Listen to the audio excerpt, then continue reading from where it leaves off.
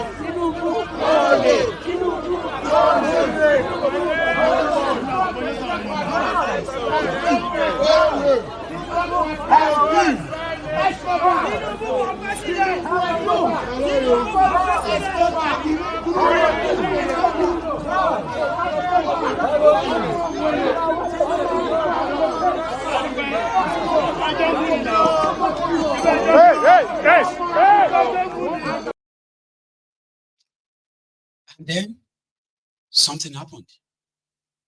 Reno Omokri switched and he started going after the Igbos. First, he just went all out for Peter Obi for God knows why. And he became, a chronic Igbo hater. Igbo this, Igbos that, Igbo this, Igbos will never be this. To the point that it became something like more or less like a mental health problem. And He was doing all of that because he believes that the obedient, they are Igbos. So therefore, when he went for Peter Obi, because of Atiku, all right? I mean, I'm talking about somebody who just abandoned Atiku that was paying him totally and started attacking Peter Obi. And rather than face the obedience, he started attacking Igbos this, Igbos that. And you know that people will not give it, they're not going to just look away. All for God knows why. I don't know why. He became so obsessed that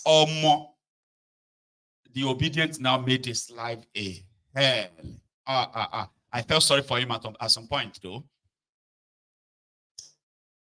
Then, as an Igbo hater, he started attracting all of the APC Abobakus, the tribal bigots, especially those ones living abroad.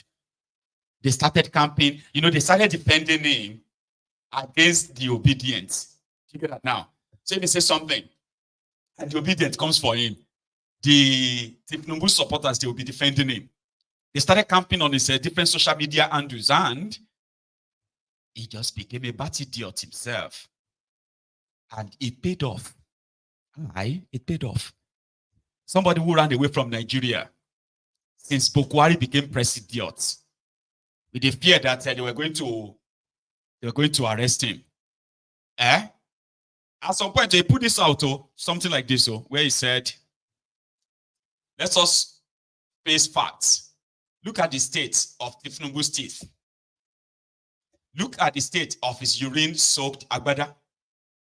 How can a man with such poor personal hygiene be entrusted with the fate of 200 million Nigerians?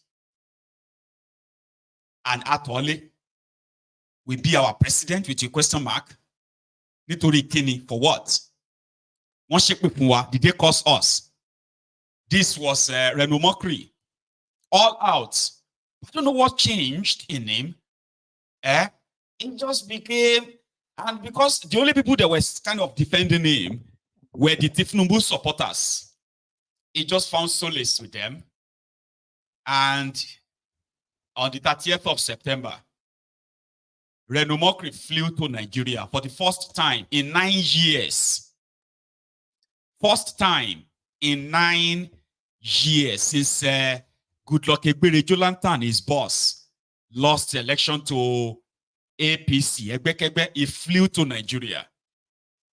And he was given a pass to meet with Tinubu on the 1st of October, 2 days ago, where he took this picture and uploaded it yesterday with pride that he finally met the drug lord on the independence of Nigeria. He was so happy. He had to dress in his most fanciest Yoruba dress.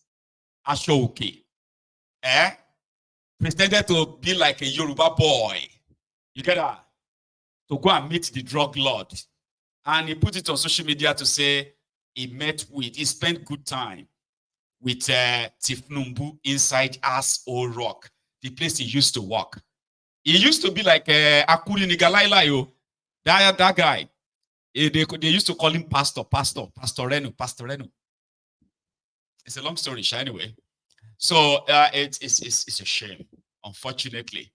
But it paid off. So what I figured out is that, if you want to be in the good book of APC, just make sure that you become an Igbo hater. Even you as an Igbo man, you must prove that you hate Igbo. You hate yourself. Forget it, they'll give you a red carpet. You need to be an Igbo hater if you want to be in the good book of APC. And I'm not saying this to make some of you, the Igbos, feel good about yourself. You don't even need me to make you feel good. It is a fact. I have seen people who switch that way, and they are currently pretty much comfortable with them. You must, if you want to be trusted by these criminals in APC and then Tinubu and his gang, you must be an Igbo hater. Even if you're an Igbo person, you must show that you hate your people. You have to show that, or else they will never trust you. Even though they won't really trust you, But that can give you a very good, easy pass. If I want to fly to Nigeria tomorrow now and get a red carpet, all I have to do is just spend another 3 months, batch the Igbos. You this Igbo people, you Igbo this, call their names. You will see all the Abobakus. They will camp here. First, they will say, see, my Igbo, thank God you have seen the light. We told you that these Igbo people cannot be trusted. Because to them, they think, when I speak out against the systemic sort of Cold War that has been unleashed on the Igbos, they think I am saying that because I don't want to be in anybody's good book, because you know what? I understand what ethnic or tribal profiling means. I have seen the damages it has caused. And I know that it's never in anybody's interest, because if you are not Igbo, you are not spared from the consequences of a failed country. That I'm a Yoruba man or you are a Yoruba woman, you are not spared. You are all going, the democratization of the destruction of that country is democratized. Everybody go collect. So it is foolish to think you are going to get a special treatment by joining them in anti-Igbo rhetorics. Because they are not giving us, who are not Igbos, any special treatment per se. All of us, our lives know what anything to these guys. They enjoy that division. And they do that. It's like, people dying of the bad governance and all of that. And then they want to say, well, I thank God I'm a Yoruba, at least you are stupid to think that. The Cold War is for the political class. And that is why when you see the Cold War that has been unleashed on the Igbos in Nigeria since after that in 1970, which it became official. Before, it wasn't, because people were still controlling their regions. If you hate them, if you like them, that's your business. But they are in their region, everybody is running their own thing. But after that 1966 genocidal war, it became an institutionalized Cold War. If you want to advance in anything in that contraption, that you want to benefit from it, you must show your anti-Igbo personality. It is there. But what people didn't know then is that even though they are like grooming a lot of you to be anti-Igbo, this anti-Igbo, that, even Igbos themselves were being raised to be anti-Igbo. That's how bad it was, right? Then you will see that the Igbos, there are Igbos who knows that there is a systemic Cold War against them, systemic profiling, systemic this, right? But they wanted their own share, so they joined. Those are the ones that would deny and say, no, our people say, our own people say they own too much. Let us be honest. Igbo, I'm Igbo. I am Igbo too. The Igbo people, they own too much. These are those who have like become the pick-me of the system. They're like, I need to benefit too. Do you get that now? So last, it wasn't in anybody's interest. And one thing that actually got me to expose most of that is because I know that the way Nigeria is, right? It's just about giving a dog a bad name to hang it. Which simply means it could be the Igbos now. The table may turn tomorrow and then it will be the Yorubas, or the table may turn tomorrow and it will be the Hausas. And the system that allows that to continue is a system that's going to kill all of us at the end of the day. It doesn't serve anybody's interest. So that's why I said, when I speak out about this whole thing, I am not trying to want to be in anybody's good book, because which book? Last, we are all victims of a failed country that doesn't really serve anybody's interest except the interest of that minute few. That's how you will see them at the top. Whether they be Igbo, Hausa, Yoruba, Ijo, or anything, they are not divided, they are united. Now, me and you, they pick. What is that difference? What makes me different from this person? Oh, what makes me different from that person? And all of that, me and you, they fight that fight. But when you look at them at the top, they are all united. So that is why I know this, okay? That if you are not Igbo and you want to go far in a corrupt Nigeria, just push your own anti-Igbo. If you feel carry on for head, you could go far. Because they will begin to trust you. They will begin to feel like, okay, we can trust this one. Anyway, that is why a lot of us believe that if we really want to save ourselves, it is better we break up this contraption Make everybody go day, their day, day your day. They run your things. Respect everybody's differences. You get that now? I'm a Yoruba man. You are Igbo. We are not the same. You are Hausa. Is Fulani. You are Ijo. Is Ibibio. We are not the same. If we can respect that, what we need is respect, not love. Let us love ourselves. No. Shut up. We need unity. You demand unity with who? You need respect. That's what we need. Respect ourselves. Respect our boundaries. Respect our differences. You are Hausa. Let me respect you as being an Hausa person. Let me know what makes you different, unique, and I will respect it. I'm a Yoruba man. You are Igbo. Let's look at what that difference means, and we will respect it. If we can respect ourselves, then we can live together.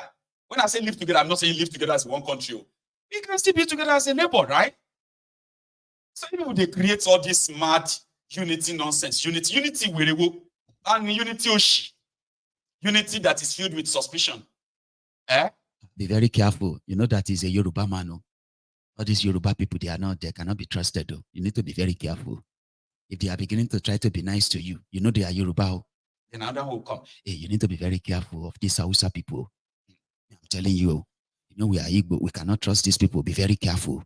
Another one will come and say, we are Yoruba people. You better be careful for these Igbo people. And yet you want to have the same country. What the hell? What unity are you talking about? How can you be united when you cannot respect your differences? We don't speak the same language. If an Igbo man is talking here now, I'm going to be lost. If an Hausa man is talking now, or Fulani, or anybody, and speaking their own language, I'll be lost. Similarly, if I begin to speak my Yoruba right now, there are many of you that will be like, what is this thing, that I don't even understand what he's saying. Then what unity are you talking about?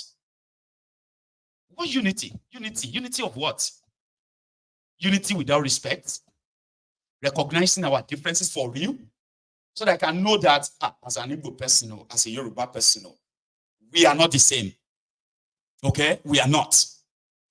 But I can respect you as an Igbo man. And you have to respect me as a Yoruba man.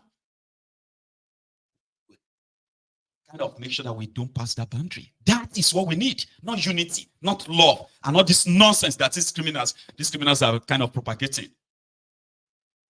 We are not the same. Let us all come together. Now God created Nigeria. We need to come to what? It's not going to work. Where somebody is kind of saying, all this Nyamiri, all this Ofemanu, all this Aboki, this, all these things. They ask laws that tells you that we are just pretending to be one. Because politicians want us to pretend to be one. You can't pretend to be united when you don't have any respect for yourselves.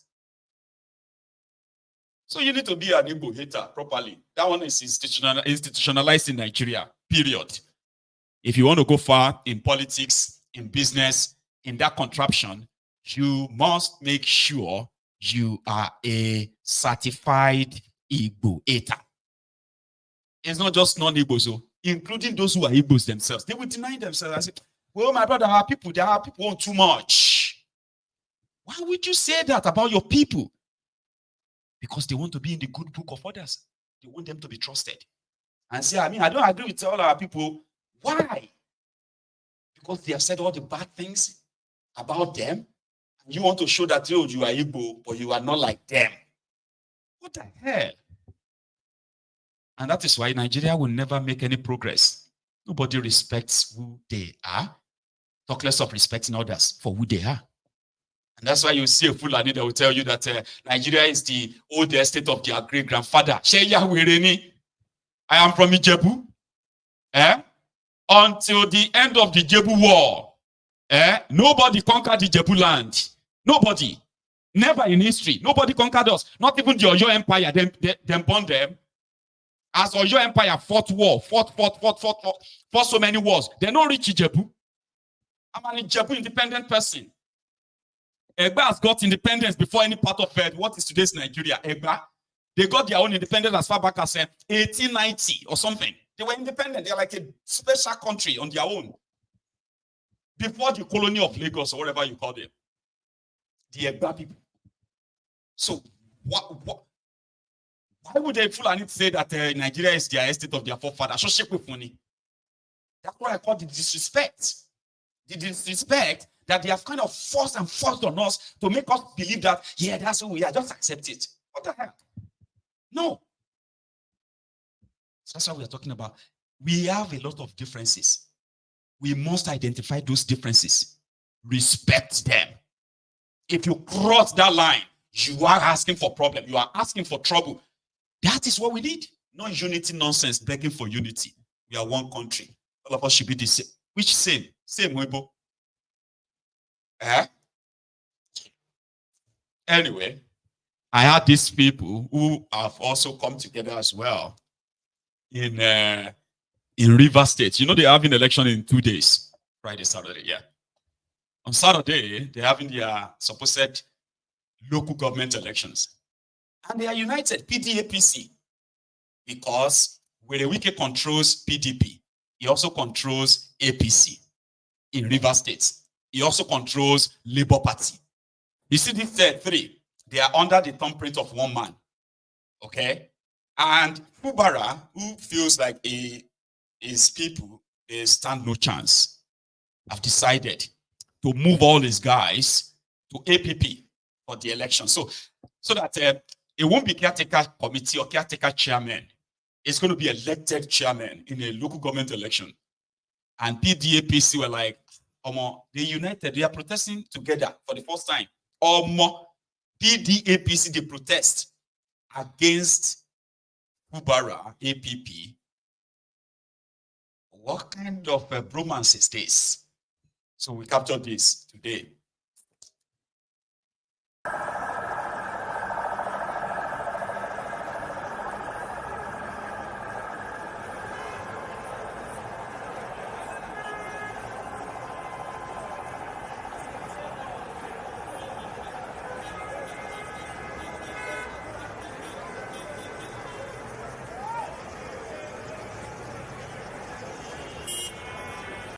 Identified all the security agencies. And INEC yesterday said they have never released any voter register. Yes, sir.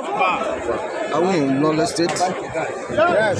So I want to thank all of you and to thank all of you to be peaceful.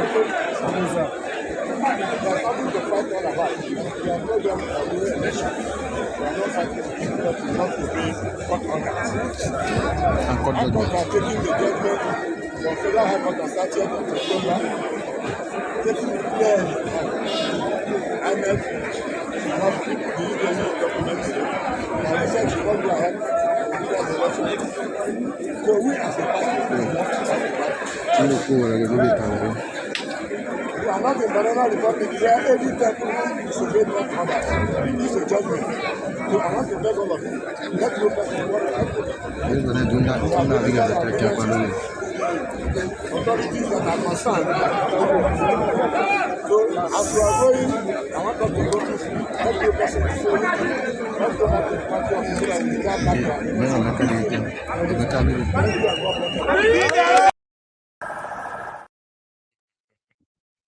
You know, normally, right?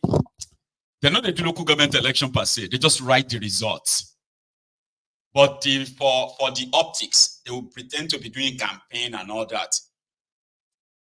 So since Werewike took over the structure in what was supposed to be the state congress, so his own guys are now in charge. So Fubara's guys, they will never get the ticket to run on the platform of PDP. And Fubara is the one controlling the RCEC. All right. The RCEC is meant to conduct the local government election. Even though there is a current bill, or her bill is not yet law, that the National Assembly passed that INEC should be the one conducting local government elections now, Mr. Yakubu. But it has not become any law. So the PDAPC are now staging a protest to say INEC have not released the voters register to the RCEC. So RCEC that is authorized to conduct the election, they said that the court has given them the go-ahead, which means they have the voters register to use. So PDAPC are now saying that register cannot be used. They must wait for the INEC register, or else this election is going to be rigged. So they went to court. They lost. The court said that they can't stop the election. Election must hold. So they are now protesting that RCEC is now under the thumbprint of Fubara. If Bwala no day at all, Rivers State was supposed to be a PDP state now, since Fubara is PDP. Okay? But because of all that wahala, APP